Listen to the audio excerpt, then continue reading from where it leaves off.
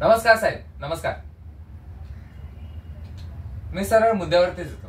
काय साहेब, जास्त वाद नको.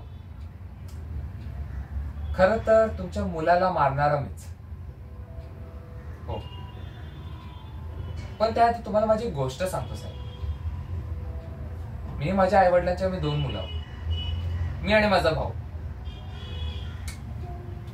पण लहानपणापासून आमच्यात एक क्षणही नव्हतं साहेब. सतत भांडण, सतत वाद, जणू एकाच घरात 2 शत्रू उभे झाले. पण एके दिवशी ना भांडण थोडा पर्सनल झालं. त्याने माझा प्रेम तोडण्याचा प्रयत्न केला. डोका फिरला आपलं बाई. विचार केला मग काही झालं तरी ह्याला याच्या नोकरीपासून लांब करणार, आणि म्हणूनच त्या दिवशी त्याची जीभ घेऊन मी पळून गेलो.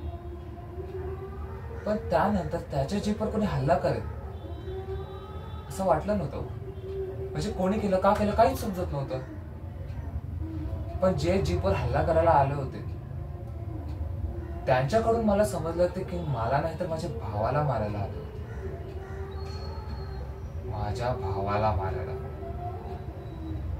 मग काय साहेब, माझा डोका पूर्णपणे आउट ऑफ कंट्रोल झाला होता. माझं रक्त किती हजारो किलोमीटरच्या वेगाने पळत होता, माझा मालच कळत नव्हतं. फक्त एकच गोष्ट डोक्यात अडकली होती की ज्याने पण माझ्या भावाला मारायचा प्रयत्न केला असेल त्याला मी संपवून टाकावं. तेच केलं.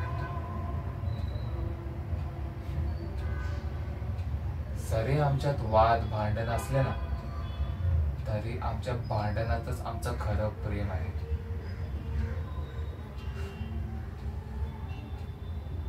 हे भांडण थांबवा.